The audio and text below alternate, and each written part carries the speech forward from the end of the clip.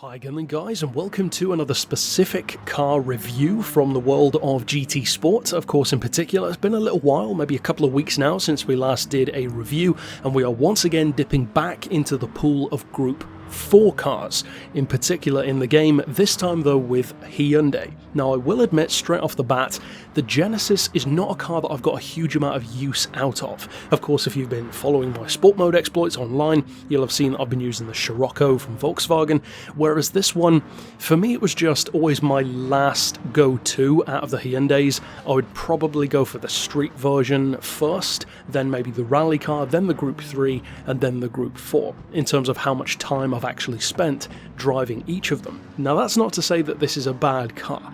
In fact, quite the opposite, because this vehicle I would say has something very beneficial going for it. And it's interesting because a lot of the cars that I talk about in Group 4 tend to be one end of the spectrum or the other. You have on one end stuff like the Scirocco or the Megane or the Toyota 86 for instance, where they are these cars which are well under the bar. They're far underperforming in Group 4 so that they are heavily tuned up to that level. The weight is dropped, the power is increased, so they're made to be better than stock. Then on the other end of the spectrum, of course, we have the other category of cars, which is really strange to ever see up against cars like Meganes and 86s, exotics. The Vipers, the Ferraris, the Veyrons, the Lambos, the Corvettes, these machines which would never typically go up against those, but because of the regulations of Group 4, they actually can. However, it's the opposite. They have to be severely neutered, taken way down in terms of spec. Sometimes the weight does drop as well, thankfully, but often the power is, in some cases, less than half of what you start with, for something like a Veyron, for instance, and so the cars aren't necessarily bad, but they're also not necessarily going to be the best thing around, in terms of straight line speed in particular. Now, where the Genesis comes in is alongside a couple of others, but actually not that many if you really break it down. This is one of the very few that sits pretty much exactly where you want a car like this to be. It's not overly powerful or overly fast to begin with, so it doesn't have to be heavily neutered, but at the same time, it's not one of those cars which has to have a ton of work done just to make it competitive. It's already at that level to some degree, even in its street form, in terms of the kind of power that you're looking at, the kind of proportions and the weight distribution of the car. And really the only major thing that changes in terms of course, the spec sheet is obviously the weight, which is pretty much always going to be lower. However, what effect does that have? Because we don't talk about cars like this that often. They tend to be one of the two parties or one of the two groups that I mentioned. So how does the Hyundai compare? Well, it compares very well, in fact extremely well, to the rest of the cars on the grid, because although it's not going to be the fastest thing out there in a straight line, and it's certainly not the absolute best thing around corners, it's very good for both. Now in this race for instance, I was running it completely stock, so no power upgrades, no weight upgrades. I hadn't modified it in any particular way to give me an advantage, and I believe, if memory serves, I was actually running it with maximum downforce. So if anything on a track like Bathurst, kind of a disadvantage, because you've got two very long straight sections and a lot of high speed curves to deal with. Now of course on the tighter corners having a ton of downforce helps, but it's a very high speed track. So if anything, it's kind of like working with a little bit of a disadvantage, if you will, in the race. Now with that in mind, how did it fare? Well, you can see it won against professional AI with no power upgrades, no weight upgrades, just modifying some of the settings a little bit, still on racing hards of course. It had no trouble keeping up with the pack, overtaking them and working its way to the lead.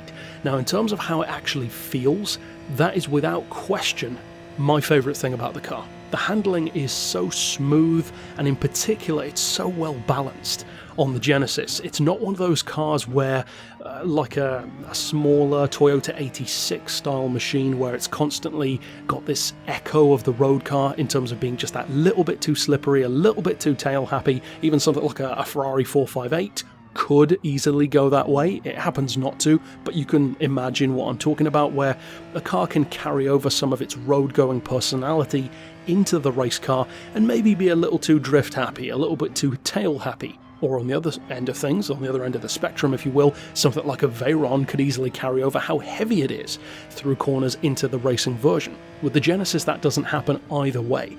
The street car loves to drift, but at the same time, when you reduce the power, keep it under control, it's a great track car. And of course I built it in N300 a while ago on the channel, and it's still one of my favourite N300 builds. On this occasion, it feels just as good, if not better, for Group 4. Because as I said, it's perfectly balanced against the others in terms of where it starts out before balance of performance, before even turning it into a race car even, and in terms of how it transitions into being this kind of touring car style machine, which is basically what these Group 4 cars feel like to some degree, like BTCC or ITCC. Some of them feel like N24 cars, for instance. It really suits that level. It always looks kind of weird to have a Hyundai in Group 3, for instance. Not that it can't compete, but it's just not the kind of category or kind of level of racing you would typically think of Hyundai being in, like GT3 level stuff. But for Group 4 or rallying, that makes more sense. It kind of aligns with what they've done in the real world, not just these fictional race cars. So for me, I think it actually feels even better as a Group 4 car than it does as a Group 3. Not that that one's bad, of course not, it's actually very good, and it's great as a rally car also, but it really feels at home here. The proportions of the car belie the fact that it's actually quite big. It is bigger than a number of the other cars out there.